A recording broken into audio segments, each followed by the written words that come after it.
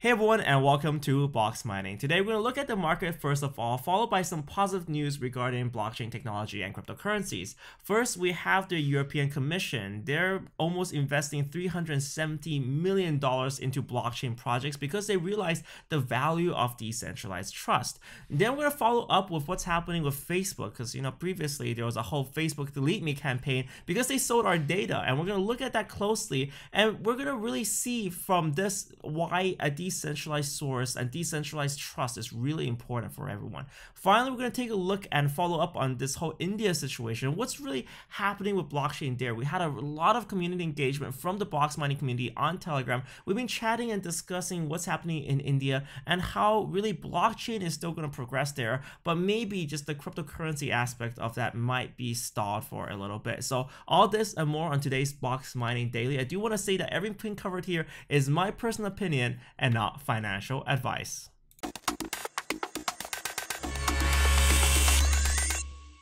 So let's start off with the markets first of all. So we're around $265 billion, so nothing's really changed that much for the past few days.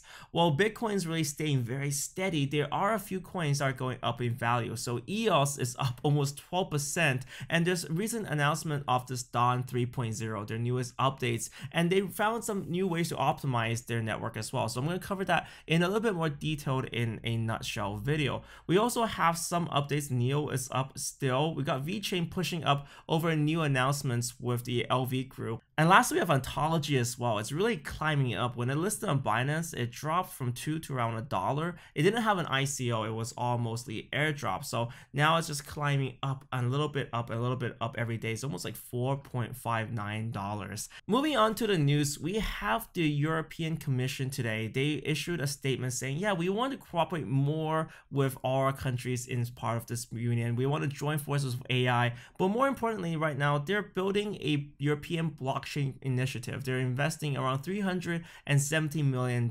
So this might not be that much. I mean, ICOs are raising that almost on a monthly basis. But what this does show is that there are countries that are taking blockchain seriously. They know that this technology needs to be encouraged. So at this point, we see a shuffling. Blockchain isn't just, a pet project for tech nerds. It's growing more and more popular in the mainstream space. Now, why this is useful is for events like this. Say, for example, Facebook CEO Mark Zuckerberg testified yesterday in front of the Senate over this selling of user data, this really unauthorized sale of data to Cambridge Analytica.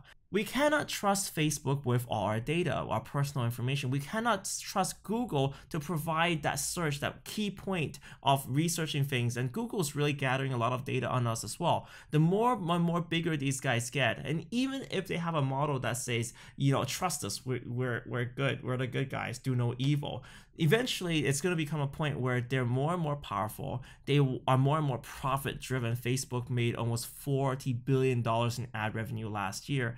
They want more money, and if we surrender everything to them, it's going to be a point where we're going to end up with nothing ourselves. So this is why the decentralized trust is important, having a decentralized app version of that where we are the possessors of that data.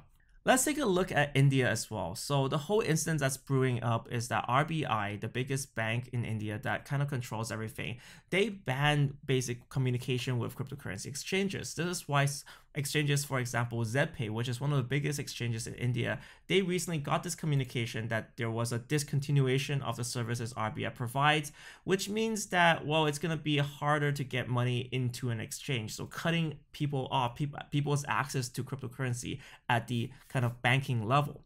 But I do want to remind everyone that this is an RBI decision. This is a bank decision and not a government decision. So cryptocurrencies are still legal. These exchanges are allowed to operate. In fact, it seems like there's still projects running in India as well. Blockchain technology itself needs to be encouraged in India. An example of blockchain technology already solving problems in India is with the Zebi project. So the Andhra Pradesh state has partnered with Zebi to secure almost 100,000 land registry records.